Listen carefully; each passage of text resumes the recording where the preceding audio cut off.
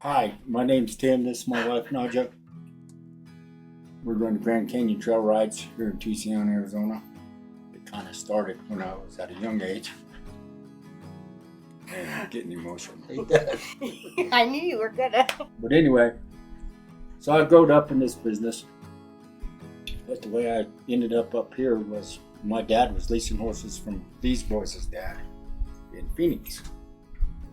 And me and my cousins had left Memphis with spring break and went to Phoenix for a week, and we had such a good time. We was going to go back to school, and we were sitting there Monday morning ready for class, and we had this bright idea that we'd just quit school and head back to Phoenix.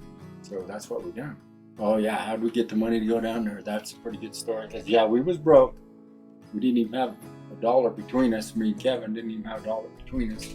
Well, you had 50 cents for a chew can. No, we didn't even have no chew at the time. Okay. But so we sat there and thought about it. How are we going to come up with the money to do this?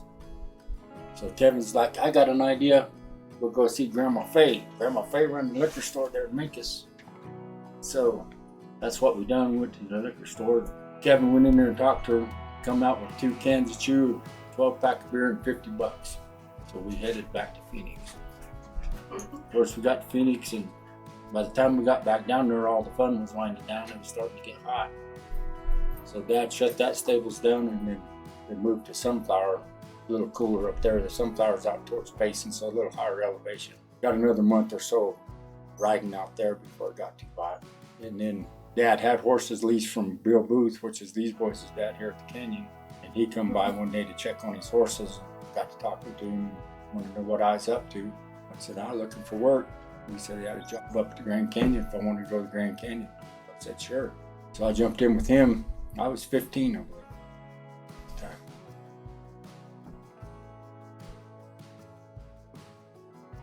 time.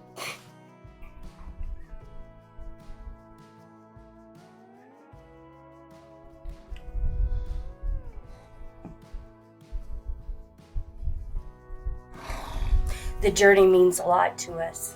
Tim is 4.5 years older than I am, and I was living in Black Canyon City. So I'm the Arizona native. And at this time, we have no idea about each other or anything. And I had been taking riding lessons and, just doing my own thing. So what was the woman's name that gave you riding lessons? Alberta Booth. And she is the mother of Gary and Merle Booth, who owned the facility in '83 when Tim went to work for them. Yeah, so anyway, back to work, jumped in with Bill and went to Prescott. Spent the night there. The next day he took me to Williams. He met Jim DeVoe. He was running a water truck for the Moki Lodge, and which is Nancy's brother. Nancy is Merle's wife. But anyway, he brought me from Williams up here to the stables. And I worked here for 5-6 years. Well, these boys had a place in Black Canyon City in the wintertime, which is her hometown. So we'd get through up here, and I'd go to Colorado and go hunting and stuff, and then I'd end up back to Tucson or Black Canyon or Phoenix or somewhere working for the winter. But when it's time to come to the canyon, I'd go meet them in Black Canyon, and we'd gather all the horses off pasture. Damn, this is rough. Shouldn't be rough, but anyway, we'd gather the horses and shoot Well, no, them. that's a good thing because that means you've had a good life, Tim. We'd gather them and You've shoot got a them. lot of adventure. Get them shot up, and come up and open for the season. So we left here and run off and went to Colorado and got married and had kids. And I cowboyed for a while in Colorado, and then we moved to Oklahoma, and then come back to Colorado and cowboyed some more. We worked for the Ute Indians there out of Toyah, Colorado. They run about 1,200 pairs in the summer up by Gunnison. That's where we was. Both of the boys that were treating TC, both was born in Gunnison. That one was working for them. And then we went back to Oklahoma, and that was in the late 90s, mid to late 90s. Mm-hmm. And then I ended up on the road working construction, engineering, fiber optic line, gone all the time, and working 7 days a week, and was making good money. money isn't everything. But then Dad's health kind of got bad, and And your dad is. Dave Show, yeah. But then he had some stables in Tucson, had a couple different locations going down there at the time, and he still had stables at the home place there in Memphis in the summer. Of course, that's what's his deal. He'd go to Arizona in the summer, back home in Colorado in the winter, or in vice versa, Arizona in the winter, Colorado in the summer. But anyway, his health went bad, and I'd come out with the boys. We'd save some money, engineering and stuff, and I just brought the boys out. We had a trailer load of colts that was going to break. He was just going to come and play for the summer, maybe Cowboy a little bit. Anyway, Dad was bad, so he asked us to go to Tucson and run that place for the summer. That was just 2000. Yep. Oh no, 99. 99. That was the summer of 99. And then we went down there and ended up staying.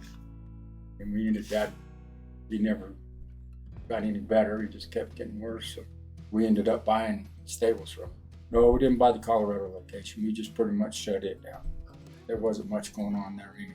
Dad kept it humping pretty good. Yeah. You know, we could. But we had people move in there beside of us and behind us and everywhere, and the riding kind of went.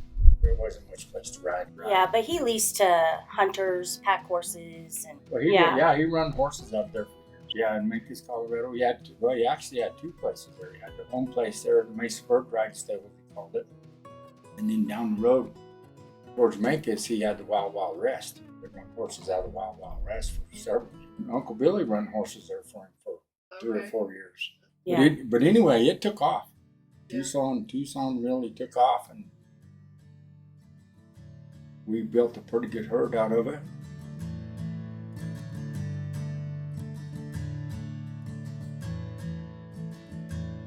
Oh, probably 2011 or 12, we talked about buying the place from him then.